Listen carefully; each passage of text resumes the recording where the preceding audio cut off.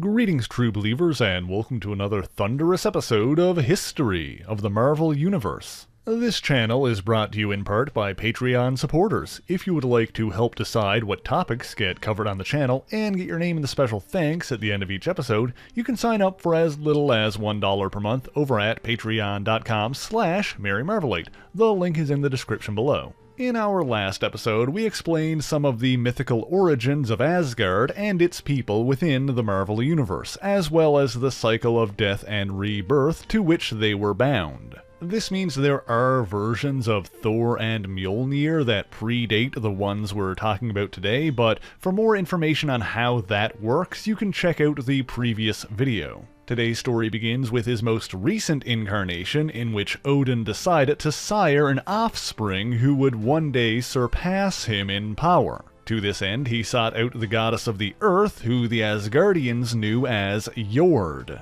This goddess, sometimes called Mother Earth, is one of the planet's original elder gods, and has taken many different forms, but is most commonly known as Gaia. The king of Asgard and the goddess of Earth conceived a child who Odin named Thor, for he would one day be as mighty as thunder. After several months of weaning on the divine milk of Mother Earth herself, the baby boy was brought back to Asgard, and his true parentage was kept hidden from most. One of the few to share the secret of Thor's origin was Odin's wife Frigga, who raised and loved the child as if he were her own. As the favored son of Odin, Thor was nurtured with the intent of having him one day replace his father as king. He spent much of his early life alongside his mischievous adopted brother Loki. Over the years, Loki grew jealous of the attention and admiration that Thor received, and concocted many plots to discredit or destroy him. But these schemes always met with failure, and Thor retained the respect of Asgard's noble lords. One day Odin told his two sons about how his enchanted spear Gungnir was forged by the dwarven blacksmiths of Nidavellir, and how none besides he could hold it. Loki, of course, did not heed this warning and tried to take the spear while Odin wasn't looking, causing a magical snake to emerge and attack. Thor saved his brother by beheading the serpent, but their father was already aware of what had happened. Odin declared that he had intended to bestow gifts onto his two sons, forged by the descendants of the dwarves who'd crafted Gungnir, but because of Loki's actions, Thor alone would receive them. But Loki used his shape-shifting abilities to follow his brother as he journeyed to Nidavellir. There, Thor met the dwarven blacksmiths, Atri and Brock, who crafted 3 items. The first was a shimmering boar that lived and moved despite being made of solid gold. Next was a golden armband that would drop 8 identical copies of itself every 9 nights. Finally, the most noteworthy gift was the solid hammer Mjolnir, made from the mystical metal known as Uru. In this case, Loki interfered in its creation by taking the form of a butterfly, causing the handle to be forged shorter than intended. Despite this, the hammer was deemed complete, and Odin infused it with a powerful enchantment. Henceforth, only one who was deemed worthy could lift the mighty hammer, but it would always return to the hand of its wielder after it was thrown. Not only that, but the mystical Uru also contained within it the power of the god Tempest, and so any who wielded Mjolnir could command power over thunder and lightning storms. Throughout his childhood, Thor completed feats of valor in the hopes of one day being able to lift the enchanted hammer. In many cases, Loki was by his side, such as when the two brothers retrieved the golden apples of Iduna from the storm giants. However, Loki often secretly worked against Thor, like when he led him to a hole in Asgard's defenses that he himself had opened. When a horde of evil forces attacked, Thor attempted to repel them single-handedly. While he could not conquer such overwhelming odds alone, he held out long enough for Odin and his warriors to arrive. Later, when the wolves of Ravenswood threatened the people of Asgard, young Thor volunteered to join the hunt. However, the older gods refused to take the boy on such a dangerous quest. Loki suggested they go by themselves, but then he presented his brother with a magically weakened sword. The two godlings went out in search of the wolves and found them attacking an Asgardian girl. Thor rushed in to try and aid her, but his sword shattered on impact with the wolf. As the beasts turned their attention to him, the girl tossed him her own weapon to defend himself with, while backing him up with thrown rocks. Loki begrudgingly sent up a distress signal to maintain his innocence, and fortunately Thor and the girl were able to hold the wolves off long enough for the hunting party to find them. The godlings were saved, and the girl introduced herself as Sif. She soon became one of Thor's closest friends, along with his half-brother Balder, although both Thor and Balder would remain unaware of their blood relation for centuries. After the three young gods proved themselves by defeating a trio of gargantuan spiders that Loki had unleashed, Odin asked them to embark on a quest for him. Thor impulsively agreed on his friend's behalf, which did not sit well with Balder or Sif. Regardless, they traveled to the land of Nastrand and plucked a scale from the dragon Hakure. They visited the frozen mountains of Jotunheim and retrieved a feather from the snow eagle Nori, and they obtained a magic jewel from beneath the sands of Genia. But before they reached the fourth and final item, mystical water from the lake of Lilitha, Loki arrived to warn them that the Norn queen Karnilla plotted to attack Asgard. While Sif and Balder returned to defend their home, Thor found that the lake of Lilitha had run dry, and instead took a handful of sand from the lake bed. After that, he returned to Asgard as well to join in the fight against Karnilla's forces. However, Thor was struck by an arrow fired by the Norn queen herself, mortally wounding him. After Odin defeated Karnilla, Thor was revived when Sif's tears mixed with the sand from the Lilitha lakebed, enchanting them and allowing them to heal Thor. And of course, Thor and his friends would have many more adventures throughout their youth. At one point, Thor desired a mount that was even finer than the horses of the elven caravans. At Loki's suggestion, Thor turned his attention towards the lords of goats, Tooth Gnasher and Tooth Grinder. After all, if the quality of a steed is measured by how difficult it is to break, then these stubborn, untamable beasts would be the finest mounts of all. After a summer of failure, Thor had the dwarves of Nidavellir craft him a magical bridle that could break the will of any beast. Although neither goat would be tamed while his brother remained free, Thor was able to bring them to heel by forcing both goats into the magical bridle, conquering the two at the same time. And there were many other adventures, like when Thor succeeded in rescuing both Sif and the goddess Idun from Agnar, the half-king of eagles. And over time, the friendship between Thor and Sif blossomed into young love. However, Sif was not the only one vying for Thor's affections, as Amora, the Enchantress, also set her sights on the young prince. Furthermore, not long after that, a new student named Brunhilde arrived at Thor and Sif's school. Having two blonde bombshells around was upsetting to Sif because she originally had similarly golden hair, until Loki, in another of his schemes, snuck into her room late one night and shorned her bald. After that, Loki was coerced into fixing what he'd done and bargained with Atri and Brock to weave a new head of hair for Sif. But Loki neglected to pay the dwarves for their services, and they caused the hair to turn black when it was placed on her head. It should be noted that there are conflicting reports regarding the finer details of these events, including when exactly they happened. Some sources indicate that it didn't happen until after Thor became worthy of wielding Mjolnir. Of course, this is just another thing which can be attributed to the mythical nature of these stories and the cyclical nature of the Asgardians' multiple lifetimes, as we discussed last week. But anyway, back to the story at hand. Even though Thor seemed to prefer Sif's darker tresses, she still saw Amora and Brunhilde as competition, and was tricked by Loki into stealing the mystical mirror of Micah, which could cast a potent love spell on whoever gazed into it. However, before Sif could complete her plan, the mirror was stolen by Amora, who used it to claim Thor for herself. Fortunately, the spell was broken when Sif and Brunhilde joined forces to defeat Amora and smash the mirror. Sometime after that, Asgard's Imperial Palace was attacked by storm giants from Jotunheim, and Sif was captured. Thinking only of saving his beloved, Thor lifted the hammer Mjolnir and proved himself worthy without fully realizing what he had done.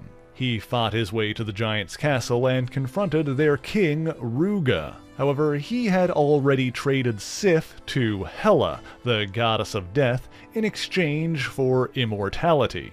Thor confronted Hela in her own realm, but it soon became clear that even with Mjolnir, he was not powerful enough to face her. Instead, he offered to trade his own soul for Sif's freedom. Moved by this, Hela found herself unable to claim such a noble life, and allowed both Thor and Sif to go free. Thus did Thor prove himself worthy of Mjolnir's power, as well as his title as the God of Thunder. Now, there are also conflicting accounts of when exactly Thor first lifted his mighty hammer. In some tellings, Thor became worthy and rescued Sif from Hela at the age of 18, or at the very least, just as he entered adulthood. More recently, Jason Aaron's run on Thor depicts a god of thunder who was still unworthy of lifting Mjolnir as late as 893 AD, and was instead using his battle axe Jarnbjorn. It was this version of the character that at one point traveled forward in time to aid two future versions of himself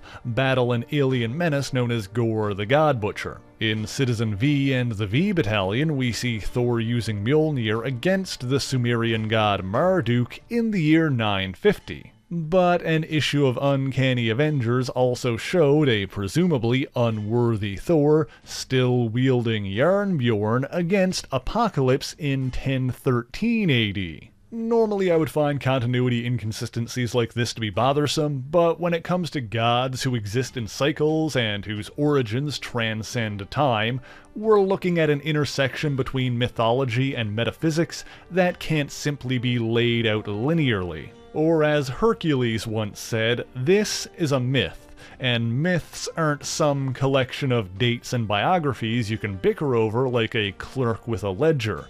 Myths are stories that only have the meaning that you give to them. Anyway, Thor would not only use his hammer for battle, but also would bless weddings and consecrate treaties in times of peace.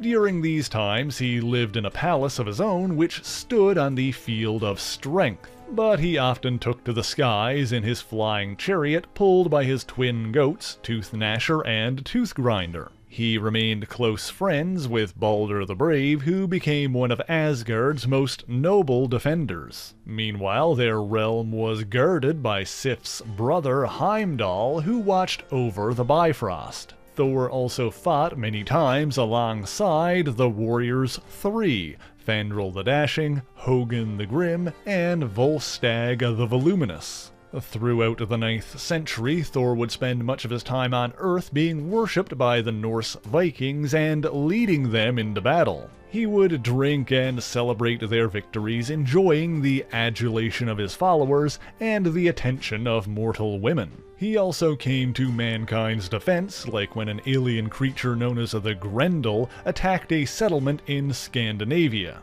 At one point, Thor battled a pair of storm giants, Fafnir and Fasolt. Odin had contracted the two giants to build for him a palace in Valhalla, and Loki had convinced him to offer the goddess Idun as payment. However, she was the one who tended to the golden apples that granted the Asgardians their immortality, and without her they would eventually grow old and die. Following Loki's plan, Thor and Odin then forced the evil dwarf Alberic to turn over his golden treasures, including the mystical Tarn helm that allowed him to change his shape. The Asgardians then traded these items to the storm giants for Idun's safe return. But one of these treasures, the Rheingold Ring of Nibelung, proved difficult for Odin to give up. and when he did, Fafnir killed Fasolt so that he could keep it for himself.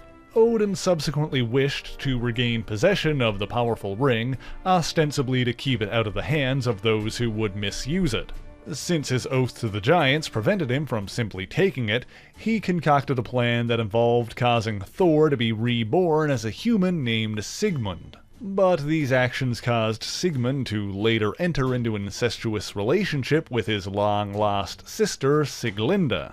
Because of Siglinda's infidelity towards her husband Hunding, Odin's own wife Frigga, the goddess of marriages, demanded that Sigmund be slain. Odin dispatched Brunhilde, who by this time had become a Valkyrie, to ensure that Sigmund was killed by Hunding. When she found herself unable to do so, Odin possessed Hunding to do the deed himself. However, Siglinde had already become pregnant with Sigmund's child, and so Brunhilde decided to keep her safe.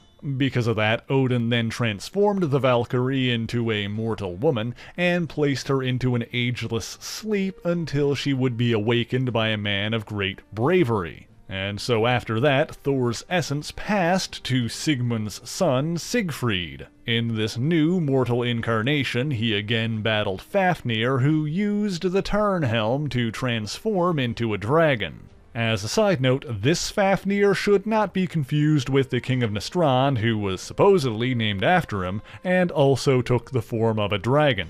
Anyway, Siegfried killed the storm giant Fafnir and claimed the enchanted Rheingold ring for himself. He also awakened the mortal Brunhilde with a kiss and began a relationship with her. However, this mortal incarnation was later killed by the dwarf Hagen.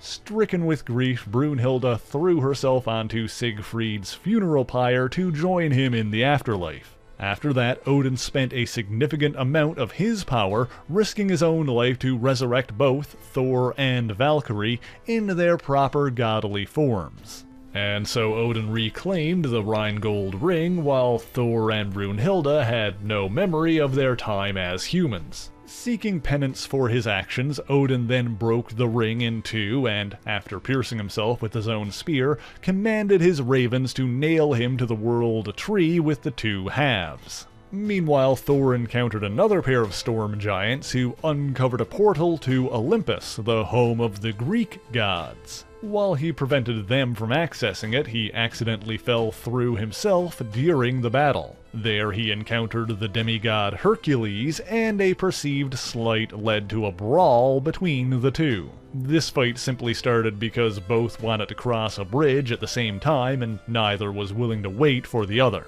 But it ended with the arrival of the Olympian sky father Zeus. Thor was sent back to Asgard and subsequently forgot this first encounter with Hercules for reasons that are known only to Zeus and Odin. Odin also observed this battle from his self-imposed exile, but he was then approached by a cloaked Gaia, who convinced him that there was more for him to do and showed him a vision of the space gods known as the Celestials. And so he freed himself and returned to Asgard to recover his strength. Shortly after this, around the turn of the millennium, Thor responded to prayers from his Viking followers, only to find them in combat with ancient Greek warriors who had been brought forward in time. The Greeks in turn prayed to their own god for aid, and Hercules arrived on the battlefield. Both sides watched as the two gods fought, but it soon became clear that Hercules and Thor were evenly matched. And so they agreed to cease their hostilities and resume their battle 1 week later after gathering warriors from each of their realms. And despite Odin commanding him not to, Thor indeed led his friends and allies in a war against the Olympians. In the end, it seemed as though Asgard had won the battle, but with massive casualties. However, Thor later learned that Odin and Zeus had conspired to deceive both sides, and that Hercules also believed that he had won a Pyrrhic victory. Odin also explained that much of their godly power came from the worship of their followers, and so conquest alone was not enough to expand their influence to the adherents of other faiths. Frustrated and headstrong, Thor went to Earth in search of a place where neither Asgard nor Olympus held sway, hoping to increase the size of his future kingdom. What he found was an imprisoned creature called Dromedon, a member of the ancient deviant race. He also met representatives from the godlike people known as the Eternals, the immortal enemies of the deviants. When the scheming Eternal Druig set Dromedon free in an attempt to control him, Thor joined forces with the Eternals, Ajak, Vulcan, and Viraco to defeat him and other such creatures. It was after that the Celestials, the insanely powerful space gods who'd created both the Eternals and the Deviants, returned to Earth with their third host. Fearing that he might challenge the Celestials and doom the planet, the Eternals erased Thor's memories of their meeting and sent him on his way. Odin observed this and initially planned on standing against the Celestials alongside fellow gods Zeus and Vishnu. But after realizing the depths of their enemy's power, the Trinity agreed not to interfere with the space gods for the next 1,000 years. After that, Odin decided to prepare for an inevitable conflict with his celestial foe. Using the broken halves of the Rhine-Gold ring, he forged the massive Oversword, sometimes called the Odin Sword. But for more on that story, you can watch my video about the history of the Eternals. After that, Thor continued to respond to prayers from his followers and battled the original vampire lord Varne after he'd attacked a Viking settlement in North America. However, on a subsequent trip to Earth, he found that a group of his adherents had massacred a peaceful Christian monastery in his name. Realizing that his own desire for glory had encouraged this slaughter, Thor abandoned his followers and withdrew from the world of man. Over the following centuries, his brother Loki was known as the god of mischief, but as time passed, his deeds became so vile that some referred to him as a god of evil. However, he was careful to craft his scheme subtly so that Odin rarely had cause to punish him. At one time, a giant named Thrym, or Thrymir, successfully stole Thor's enchanted mallet by dragging away the table on which it sat. Holding Mjolnir hostage, the giant demanded to wed the goddess Freya. Freya, of course, is another common name for Thor's mother, Frigga. In order to retrieve his weapon, Thor was forced to dress as Freya himself, concealing his identity with a wedding veil. And as soon as the opportunity presented itself, the thunder god discarded his disguise and accomplished his task. Loki accompanied Thor on this adventure and ensured to return his dress to proper condition before they departed for home. And of course, it's suspected that Loki was the one responsible for allowing the hammer to be stolen in the first place. In 1875, Loki tried to steal the golden apples of Idun for himself and escape to the American frontier. The scheme was thwarted by Thor and a young cowboy named Sundance. During this adventure, Thor also encountered a time-traveling Black Panther. During World War II, Thor was summoned to Earth again and tricked into allying himself with Adolf Hitler. He was tasked with assassinating Joseph Stalin and battled the superhero team, the Invaders. But before any damage could be done, a time-traveling Victor Von Doom ensured that Thor learned of Hitler's genocidal ambitions. While he would not actively participate in the war after that, Thor did occasionally visit the Earth, like when the Fenris Wolf was released by Loki in 1944. In the 1960s, he briefly aided another superhero group, the First Line, when they rescued the Olympian goddess Venus. And despite his attempts at heroism, centuries of war had left Thor prideful and hungry for battle. Eventually, one of his quests caused him to violate a royal truce with the giants of Jotunheim. Balder retrieved the Thunder God and had him return to Asgard, but shortly after that, Thor's pride caused him to engage in a trivial bar fight. To teach his son a lesson in humility, Odin took away Thor's power and memories and cast him down to Earth. Without knowledge of his true identity, Thor arrived as Donald Blake, a young medical student with a weak leg. As a man without a past, Blake dedicated himself completely to his studies and excelled in them. He did have some friends, of course, like his classmate Shauna Lind, but ultimately Donald Blake graduated with honors and became a surgeon, and a damn good one at that, performing many delicate operations over the next several years. As his reputation grew, he later opened his own private practice and hired a nurse named Jane Foster. Like with his schooling, Blake dedicated his life to his work, so much so that Jane often worried for him and felt that he should take some time off. Meanwhile, Odin prepared for the day that his son would be needed again and hid Mjolnir in a cave in Norway.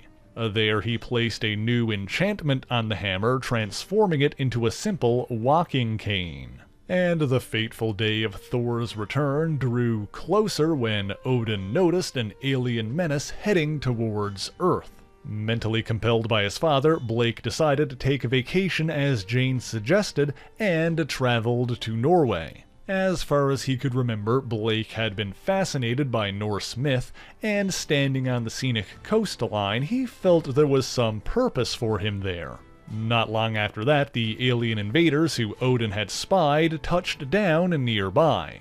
They were known as the Cronins, sometimes referred to as the Stone Men of Saturn due to their presence on one of the planet's moons. While this isn't important for today's video, one of these stone men was in fact Korg, who would later meet the Incredible Hulk on planet Sakaar.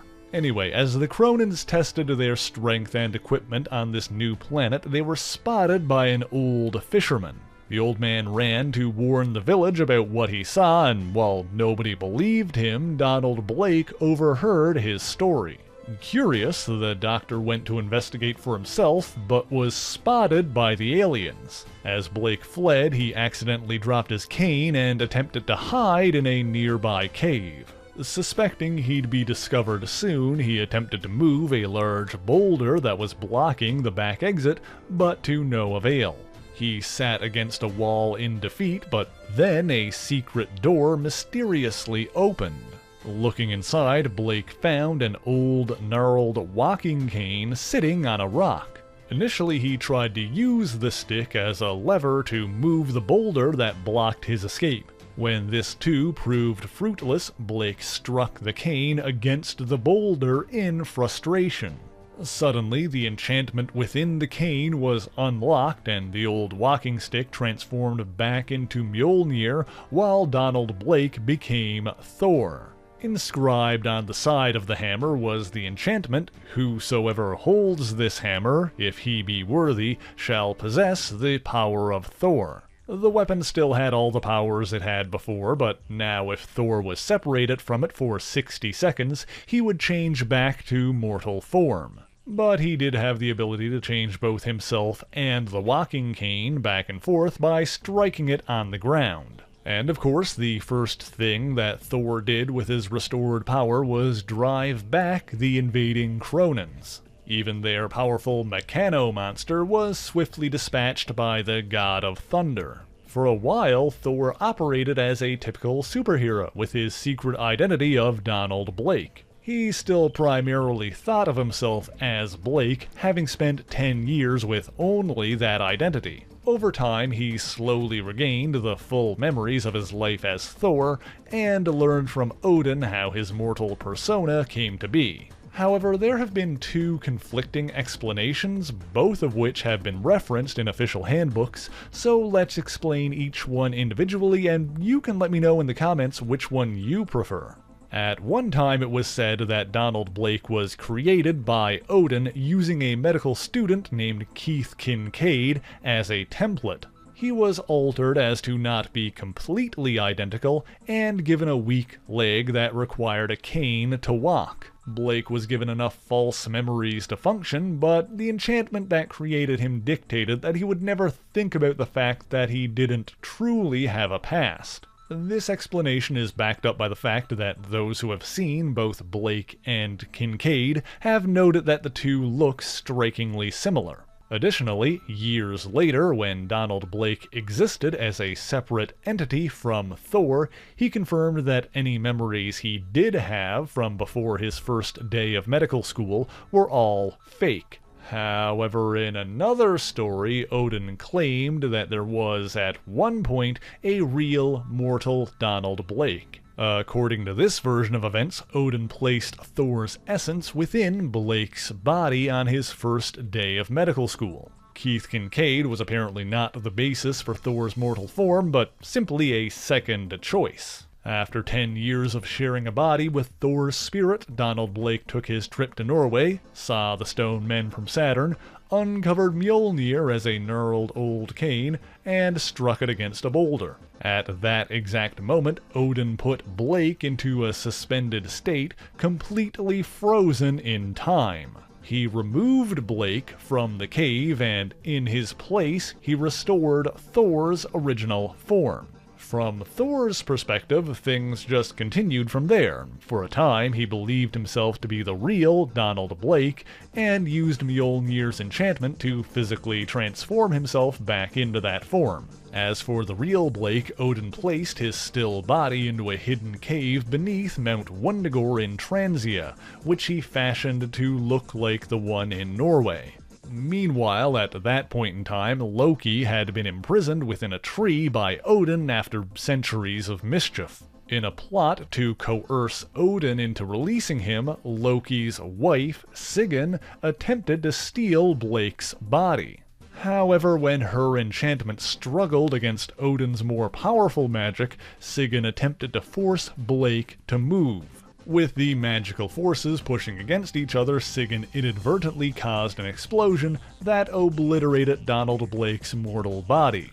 Desperate to cover up her mistake, she then created a mystic duplicate of Blake and left him in place of the original. This duplicate was eventually found by Thor and reanimated, with his last memory being striking the rock in Norway. However, his true nature was eventually revealed and the false Blake ceased to exist. This is presumably canon because it was retconned in after the Keith Kincaid story, but in the end, the whole deal with there being a real Donald Blake didn't really amount to much, aside from overcomplicating matters, and it's generally been ignored since then.